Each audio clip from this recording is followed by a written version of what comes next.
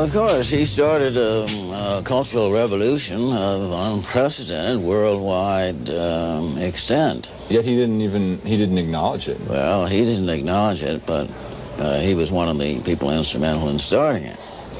Well, the whole beat movement, which has become a worldwide cultural revolution, absolutely unprecedented. There's never been anything like it before.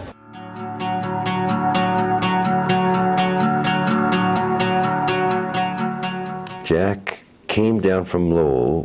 He was in a sport shirt and sport jacket and kind of like blue-collar looking pants. I think he had a little hunting cap or something like that. And he had these big guys who were with him who were trying to keep him from drinking, but taking care of him, were very gentle and very friendly and curious to see, this is the Burroughs, and this is the Ginsberg. And friendly, you know, and sort of Kerouac was, as ever, being absent-minded, funny, insulting, cheerful, dear, tippling, carrying his bottle, talking about his bottle, had a hip flask.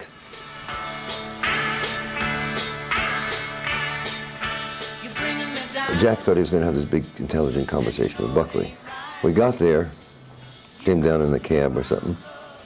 Who we meet on the sidewalk but Ed Sanders. What's Ed doing there? Ed's supposed to be on the show. So we went up the elevator with Ed, and Kerouac said, I don't know you. And why are you on the show? Why are they putting hippie beatniks on the show? And Ed said, but Jack, you're responsible for me. I came out of you're on the road. I came out of your art. I'm your child, or I'm your second generation. You're my father.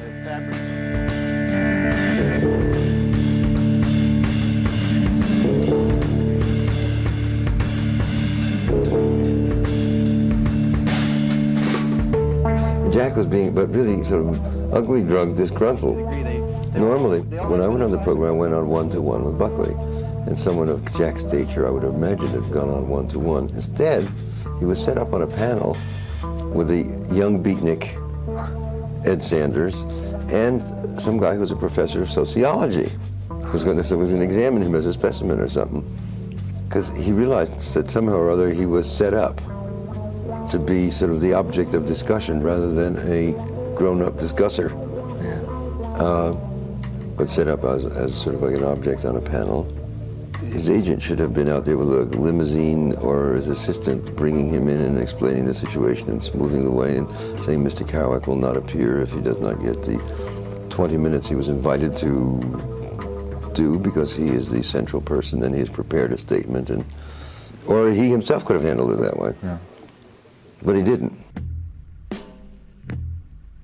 So he acquiesced to the situation out of some kind of confusion and also basic kindness. I mean, he didn't want to make trouble. So I remember Buckley asking him very interestedly, and what do you think about the Vietnam War, hoping that Kerouac would either make some either left-wing diatribe or some right-wing denunciation of the lefties. And instead, Kerouac gave this magnificent answer which floored Buckley. In the first place, I think that the Vietnamese War is nothing but a plot between the North Vietnamese and the South Vietnamese, who are cousins, to get jeeps in the country.